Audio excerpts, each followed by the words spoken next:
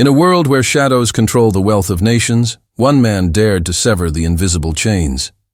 Ibrahim Traoré, the young captain from Burkina Faso, uncovered a secret pipeline of gold, one that fed the greed of empires and drained the lifeblood of Africa. But what happened when that pipeline was cut? And how did a strange alliance with Donald Trump set fire to the world's hidden order? This is not just a story of politics. It is a story of betrayal, of courage, of mysteries buried deep beneath the desert sands. And what you're about to hear may change the way you see power forever. Before we begin, don't forget to like, share, and subscribe so more people can discover the untold stories the world doesn't want you to know. Now, let's enter the shadows. The story does not begin in daylight but in shadow, in the dead hours of night. Beneath the red soil of Burkina Faso, convoys moved silently, trucks with their lights blacked out, escorted by mercenaries who spoke in foreign tongues. Inside their cargo, not weapons, not food, but gold. Endless bars of it, stacked and sealed, vanishing into the darkness. The wealth of a nation siphoned away, not by raiders or thieves, but by agreements signed in marble halls thousands of miles from Ouagadougou. It was whispered of as the pipeline, a secret artery of power that fed empires while Africa bled. And for decades, no one had dared touch it. But one man began to notice the cracks in its silence. Captain Ibrahim Traoré, young yet hardened by betrayal, found himself staring at documents never meant for his eyes, manifests marked confidential, routes traced in faded ink, receipts stamped with European seals. The numbers told a story darker than war itself. Burkina Faso's gold was leaving in rivers, while her people starved in silence. The evidence was enough to break a soul. Children fainting from hunger while billions vanished beneath the ground. Mothers burying sons, while the earth beneath them groaned with wealth. It was theft disguised as partnership, extraction masked as aid. And yet, Ibrahim knew the truth was more dangerous than ignorance. To expose the pipeline meant war, not against soldiers, but against shadows. Banks, syndicates, governments, enemies who wore no uniform. But far beyond Africa, another man had glimpsed fragments of this hidden machinery. A man banished from power yet unwilling to be silenced. Donald J. Trump, mocked, reviled, written off by history's pen, had stumbled across whispers of the same conspiracy during his final days in Washington. He had seen names, transactions, and an odd phrase that returned again and again in the reports. The Gold Corridor. Two men, worlds apart, yet orbiting the same secret. One, a young revolutionary in the heart of Africa. The other, a disgraced titan across the ocean. Neither should have crossed paths. Neither should have shared an enemy. But history does not bend to reason. The night Ibrahim first spoke of cutting the pipeline, his advisors warned him, "You cannot fight shadows. They will swallow you." And yet his resolve only hardened. He knew Africa's chains were not iron, they were gold. And so, the stage was set. A conspiracy spanning continents, a secret pipeline worth more than nations, and two unlikely figures drawn together by fate, preparing to strike at its heart. What happened next would defy every prediction. Every calculation, every expectation, because Ibrahim Traoré did not seek wealth. He sought freedom. And when he chose to cut the pipeline, the world gasped. What he did next shocked the world. The night revealed more than silence. Ibrahim Traoré had grown accustomed to whispers, to betrayals that wore the mask of friendship. But what he uncovered in the ledgers felt older, heavier, almost mythic in its cruelty. Entire villages erased from maps, mines that never reported their yield, and phantom companies that siphoned billions through banks hidden behind polished glass. The story of Burkina Faso's hunger was no accident. It was architecture. Generations before him had seen the pattern. Promises of aid followed by debts, loans that could never be repaid, food imports replacing local harvests, leaders punished for daring to stand tall. Traoré saw it with clearer eyes now. His country had not been merely exploited. It had been carved into the gears of a machine that consumed hope and spat out despair. Each convoy that rolled out under the cloak of night was proof. Each document signed in Paris or Brussels was another nail hammered into his people's future. Yet this was not just Burkina Faso's burden. Reports he gathered hinted at something greater. Gold was not only leaving his homeland. It was moving in patterns, from Mali, from Niger, from Congo. Different rivers feeding into one colossal stream, and all of it disappeared into the unseen world economy, melted, marked, and redistributed to fuel the stability of foreign empires. The world's markets thrived on Africa's bleeding veins. For months, Traoré pieced together fragments: a smuggler's dying confession, a pilot's misplaced logbook, a file smuggled out of an embassy by a clerk whose conscience outweighed his loyalty. All the trails led to a single phrase: Project Anubis. The name sounded ancient, ominous. It appeared on encrypted emails, on financial transfers, even scribbled in the margins of a minister's speech draft. But what Anubis truly was, no one dared to say. Far away, across the Atlantic, another man studied the same shadows. Donald Trump, no longer sitting in the Oval Office, had been stripped of briefings, security councils, and the steady flow of intelligence. But information clings to men who attract storms. Among the thousands of papers he had carried away from Washington, some out of habit, others out of paranoia, were folders stamped with cryptic seals. He had not paid them much attention at first. But late at night, as his political empire fractured, he sifted through them. That was when he found it. Documents describing the Gold Corridor, a chain of supply routes matching the very maps Traoré held thousands of miles away. Notes scribbled by analysts warned of destabilization if the corridor was ever disrupted. Buried deep in one report was a line that chilled him. Africa is the furnace. Gold is the fire. Control the fire. Control the world. For Trump, it was confirmation of something he had long suspected, that the visible stage of politics was only a mask.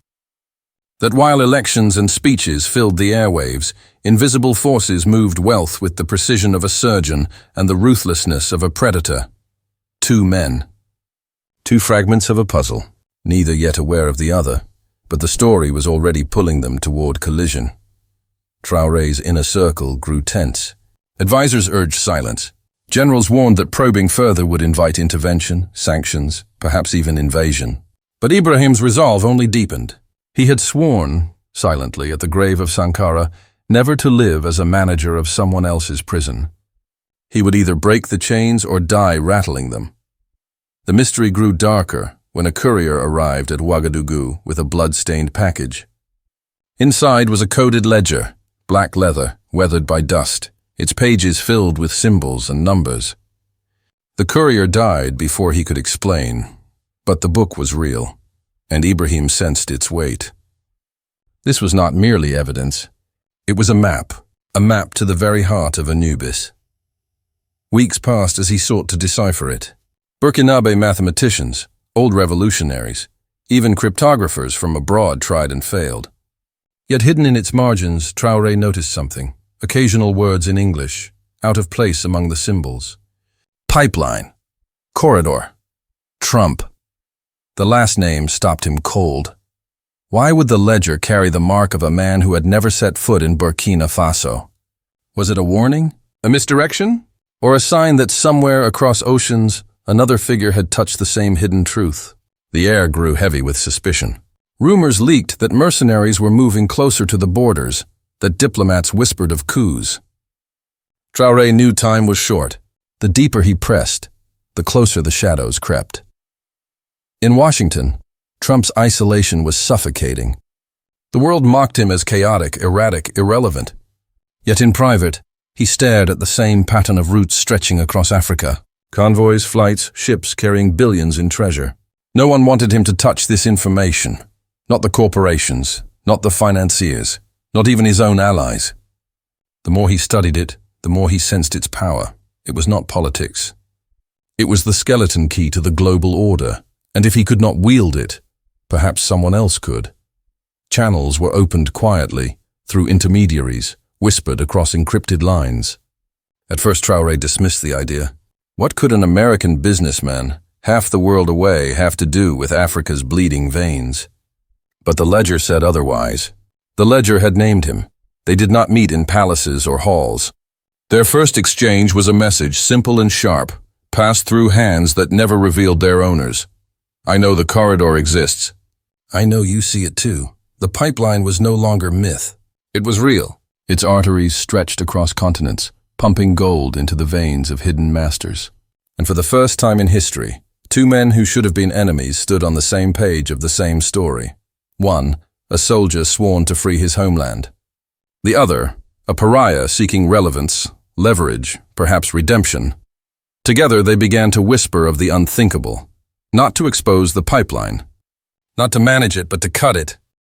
The conspiracy did not reveal itself with sudden clarity. It unfolded slowly, like a curtain torn thread by thread. In Ouagadougou, nights became restless. Ibrahim Traoré worked by candlelight. The ledger spread before him like an ancient riddle. Each number led to a place. Each symbol pointed to a route. Mines long abandoned still bore traffic. Airports without passengers hosted secret flights. The ledger was not a record. It was a map of arteries pulsing with Africa's stolen heart. One entry led to Kaya, where a mine supposedly closed 20 years earlier still employed men who never appeared on payrolls. They worked underground without light, extracting gold for trucks that rumbled out at dawn toward the north. Another page pointed west toward Mali, where convoys crossed borders unchallenged. Guarded not by soldiers in uniforms, but by men with no flag, their weapons polished, their faces hidden. It became clear the pipeline was more than smuggling. It was a machine, and the machine had guardians. Each step closer drew Traoré deeper into danger. Surveillance teams trailed him through markets. His calls were intercepted. Once, returning to his residence, he found his study ransacked, papers scattered, the ledger untouched but left open as if to warn him, "We see you." Meanwhile, across the ocean, Trump's position grew precarious. Rumors swirled about investigations, about papers he was never supposed to have kept. Yet he clung to them, guarding the fragments that tied him strangely to Africa. While his adversaries painted him as erratic, he nurtured a single obsession, the corridor. And then the first message arrived. A photograph slipped under Ibrahim's door at night, grainy, black and white. A warehouse somewhere in Europe, its floor stacked with pallets of gold bars. Soldiers stood guard in silence, their uniforms stripped of insignia. On the back, a single phrase scrawled in red ink, "Anubis sleeps in the north." It was the first proof that the pipeline did not merely end in Europe. It circled back, like a serpent eating its own tail. Trump, too, received messages. Anonymous envelopes at his estate, each bearing clippings of financial transactions tied to ghost companies. He recognized the pattern, the same names hidden in the papers he had carried from Washington. Offshore accounts, foundations, trusts. But in the margins, he saw handwriting he did not recognize, coordinates in the Sahara, circled again and again. The shadows were guiding both men. But were they allies, or was someone setting the trap? The world outside moved toward despair. Burkina Faso starved. Markets collapsed. Farmers abandoned fields for empty promises of wages in mines they would never escape. Mothers sold their jewelry to buy food that lasted a week. Children lined up at clinics with nothing to eat but dust. And still the convoys rolled on. Doubt crept into the ranks of Traoré's soldiers. Why pursue a ghost, they asked, when real hunger stalked the land? Why risk provoking powers that could crush them with a signature? And in their murmurs, betrayal was born. One of his closest officers began sending reports to outsiders, feeding their every move to unseen eyes. The first ambush came on a dirt road north of Dori. Ibrahim's convoy was cut off by armored jeeps with no license plates. Their guns raised, their intentions clear, yet they did not fire. Instead, a voice over loudspeaker barked a single warning. "Turn back. The pipeline is not yours to touch." And then they vanished as swiftly as they had appeared. It was proof. The shadows were not rumors. They were men. They were watching. The ledger grew heavier with each passing night. Hidden within its pages was a sequence of numbers that matched the coordinates Trump had seen in his own files. When compared, they revealed a pattern, a triangle of routes converging on one point in the desert, a forgotten mine swallowed by sand. Project Anubis. But reaching it meant more than knowledge. It meant war. Traoré moved in secrecy. Meetings were held underground, his circle reduced to the few he trusted with his life. Yet even within those walls, doubt festered. What if Anubis was a lie? What if the ledger was bait? The whispers grew louder. Famine worsened. Villages burned, mercenaries marched across the borders. Each day without action threatened collapse. Across the Atlantic, Trump faced his own crucible. Surrounded by lawsuits, media storms, and the weight of his own history, he saw in Anubis a strange mirror. The pipeline was not only Africa's chains, it was proof of the system that had turned even him, once at the helm of empire, into a disposable piece. He could not fight alone. He needed a man willing to burn, and so the impossible happened. Messages crossed the ocean, cloaked in layers of secrecy, encrypted, broken, rebuilt. The soldier and the outcast began to speak. Their words were not of friendship, nor of trust, but of necessity. "The pipeline bleeds us both," Traoré wrote. "If it lives, Africa dies." Trump replied, "If it's exposed, the world burns. If it's cut, the world changes." Neither man knew if the other would betray him. But both knew they had no choice. The shadows closed in tighter. Mercenaries infiltrated the capital, planting fear in every corner. Bank accounts tied to Burkina Faso were frozen overnight, starving the state of funds. Rumors of coups spread like fire. The betrayal of the generals was no longer whispered. It was spoken openly in smoke-filled rooms. And then, a revelation. Hidden deep within the ledger was a phrase written in English, underlined 3 times. Vault 27. No coordinates, no explanation. Just those words. At the same time, Trump's fragments revealed the same phrase, buried in a report on European gold reserves. Pipeline continuity assured. Vault 27 secure. The trapdoor opened. The ledger, the convoys, the whispers. They were all threads leading to the same place. Anubis was not just a mine, it was a vault. A fortress hidden beneath the earth, its existence denied, its guardians invisible. And if they reached it, they would not only prove the pipeline existed, they would hold the key to ending it. But the shadows knew, and the shadows were ready. The desert waited like a grave. Beneath its endless dunes, where the wind erased all traces of footsteps, the coordinates pointed to nothing but emptiness. Yet Ibrahim Traoré knew the sands were lying. The ledger had spoken, and Trump's fragments had confirmed it. Vault 27 was not marked on maps, not spoken of in public, not even whispered in diplomatic corridors. But somewhere under that silence, the gold of nations slept. The journey there was a trial in itself. Convoys disguised as humanitarian aid trucks wound across the Sahel. Soldiers loyal only to Ibrahim rode without insignia, stripped of rank and flag, knowing that discovery meant certain death. Rumors of betrayal haunted every mile. Who among them was still faithful, and who had already sold his loyalty to the shadows? By the time they reached the barren plateau where the coordinates converged, the men were hollowed by heat and suspicion. They saw nothing but rock and sand. But Ibrahim felt it. He pressed his palm to the ground and whispered, "They buried the heart here." It was not a mine, as he had first believed, nor a refinery. It was a vault carved into the earth itself, hidden behind layers of deception. The only entrance was a fissure at the base of a cliff, guarded by silence, its edges too precise to be natural. The desert had been built to hide it, but the pipeline needed arteries, and where there are arteries, there are doors. Inside, the air grew cold, heavy with the metallic tang of machines. The passage spiraled downward, lit by faint emergency lamps still pulsing after decades of secrecy. Walls of reinforced steel lined the corridor, broken by gates sealed with biometric locks. This was no relic of colonialism. It was modern, maintained, alive. Trump had not come in person, but his presence lingered through encrypted instructions, codes smuggled through intermediaries. For once, Ibrahim felt the absurdity of history, that a man like Trump, mocked as reckless, now fed him the keys to breach the most guarded secret of the global order. And yet, without those fragments, the locks would never have opened. At last they reached it. A chamber larger than any cathedral, lit by sterile white light. Pallets of gold stacked like monoliths, reaching toward the ceiling. The air vibrated with the hum of generators, machines keeping the vault alive, keeping the pipeline flowing. Here was the truth, undeniable and blinding. The wealth of nations, hoarded in silence while Africa wept. Ibrahim's soldiers froze, their eyes reflecting the glow of stolen futures. Some dropped to their knees, whispering prayers. Others clenched their fists, rage boiling over at the sight of what their people had been denied. But the vault was not unguarded. The moment they stepped into the chamber, the shadows emerged.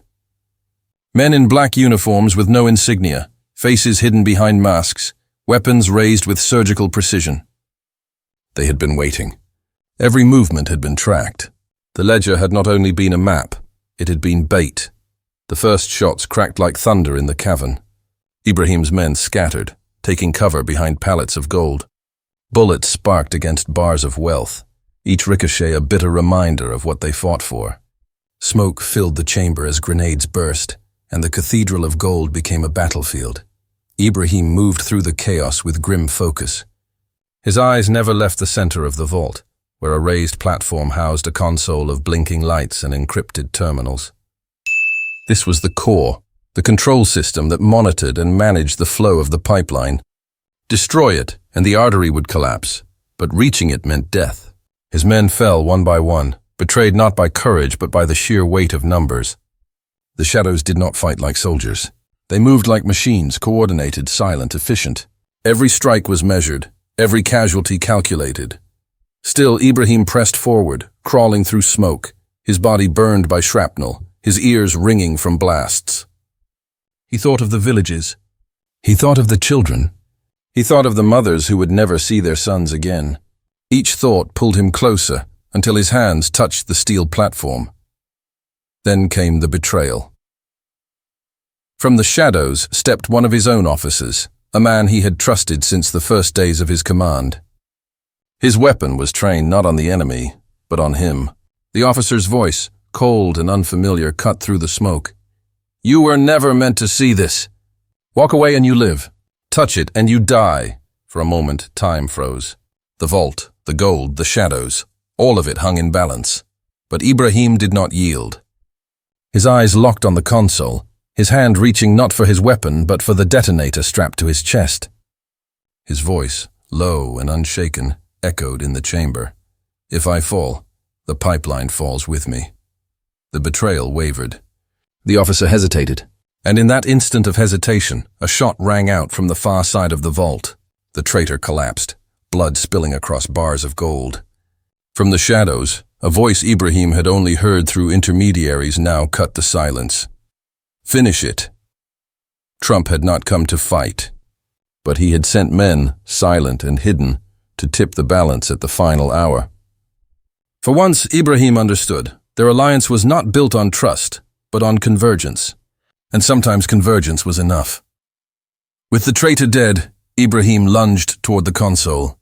Alarms screamed as his fingers struck the keys, inputting codes fed to him from across the ocean. The system fought back, locks tightening, alerts flashing red. But each wall that rose was torn down by fragments Trump had smuggled from Washington. Pieces of a puzzle that only made sense now, at the heart of Anubis. And then, silence. The hum of machines stuttered, faltered, died. The lights flickered. The flow of gold hidden beneath continents stopped. The artery was severed. The shadows screamed in rage, their formation collapsing, their precision lost. Ibrahim's men rallied, driving them back into the darkness. The vault, once untouchable, was bleeding chaos.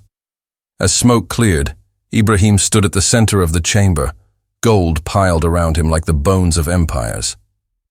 His body was broken, his uniform torn, his blood dripping onto the wealth of nations. But in his eyes burned a fire no bullet could extinguish. The pipeline was cut. But at what cost? The world woke to chaos. Markets trembled as screens flickered red. Gold prices surged, spiking with no ceiling, while governments scrambled to explain what could not be explained. Reports whispered of a disruption in supply, of convoys gone silent, of reserves suddenly untraceable. Yet no one dared speak the truth, for to admit the pipeline existed was to admit decades of theft, deceit, and blood. In Ouagadougou, the air was electric with rumor. Mothers in the market spoke of the young captain who had gone into the desert and broken chains invisible yet unbreakable. Soldiers, once weary of doubt, stood taller in their posts, whispering that their commander had struck the heart of giants. Children played in alleys shouting his name as if it were a chant of deliverance. But shadows did not vanish with a single strike. They regrouped, reformed, retreated into deeper layers of the world. The vault had been breached, yes, but the men behind it still lived. They would return, in other forms, under other names. Ibrahim knew this. He did not mistake victory for finality. Yet in that moment, standing before his people, he understood what had changed. They had seen the proof. They had seen that the world's chains were not carved by fate, but by human hands. And if hands could build them, then hands could break them. Across the ocean, Trump watched the chaos unfold. Markets he had once boasted of controlling now writhed like serpents in fire. Commentators laughed, analysts mocked, rivals sneered. Yet beneath the ridicule, fear simmered. For those who knew the truth, the message was clear. Someone had touched the untouchable. He would not receive credit. His name would not be spoken alongside Traoré's, but in the silence of his estate he knew he had been part of it, not as a leader, not as a savior, but as a catalyst. His fragments had unlocked doors that would otherwise have remained sealed. His defiance, however flawed, had cracked the pipeline's mask. Still, he also knew the cost. He had drawn the gaze of the same shadows, and shadows never forgive. The aftermath in Africa was more than political. It was spiritual. From Dakar to Kinshasa, from Bamako to Nairobi, word spread like fire through dry grass. If Burkina Faso could rise, so could they. If a young soldier could cut the pipeline, then perhaps their chains too could be broken. Students painted his name on walls. Farmers sang it in fields. Preachers invoked it in sermons. Ibrahim was no longer only a captain. He was a symbol, but symbols come with weight. In the nights that followed, he sat alone in his office, staring at the ledger. Pages still remained unread, codes unbroken, maps unexplored. What if Vault 27 had not been the only one? What if the pipeline was not severed but merely diverted? The thought gnawed at him, louder than celebrations, sharper than praise. He remembered the final words of a dying mercenary captured in the vault. Anubis is only one head. Cut one, two more grow. The celebration outside his window told a different story. Drums beat, fires roared, voices lifted in hope. Children danced barefoot in the dust. Women ululated with pride. Men lifted rifles not in rage but in triumph. For them the battle had been won. For them the impossible had been made real. Ibrahim did not shatter their joy. He let them believe, for belief itself was power, and power, once awakened, was difficult to silence. Weeks turned to months. Foreign envoys arrived with offers cloaked as friendship, contracts dressed as salvation. Some came with smiles, others with threats. Ibrahim received them all with the same steady silence. He had seen their games in the vault, seen how easily nations could be drained while smiling faces offered aid. He refused their gifts. He refused their loans. And with each refusal, the legend of his defiance grew. But the shadow war never ended. Bombs whispered through border towns. Assassins moved like phantoms through markets. Newspapers abroad painted him as unstable, dangerous, reckless. Old allies distanced themselves, fearful of sharing his fate. And still, the ledger sat on his desk, pages heavy with unanswered questions. One night, unable to bear the silence, he opened it again. His eyes lingered on the final pages, where strange symbols curved like serpents around a phrase in English. The corridor is not broken. It sleeps, his chest tightened. Was it a warning, a taunt, or a truth he had not yet grasped? In that moment, he realized his struggle had only begun. Vault 27 had been a wound, not the heart. And the men who built pipelines from shadows would not rest until the arteries flowed again.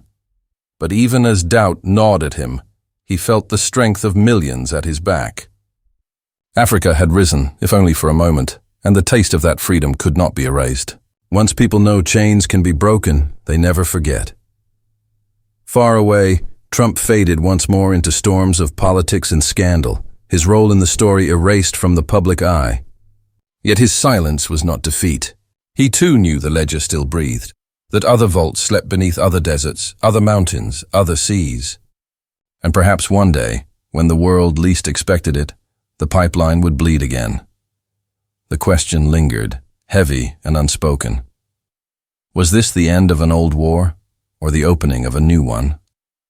The camera of history pulled back, drifting over the deserts. The rivers, the forests of Africa, where gold still slept beneath the soil, where mothers still cradled hungry children, where men still dreamed of freedom, and over it all, a voice like a whisper asked, "Is this the moment Africa broke its chains? Or the moment the war truly began?"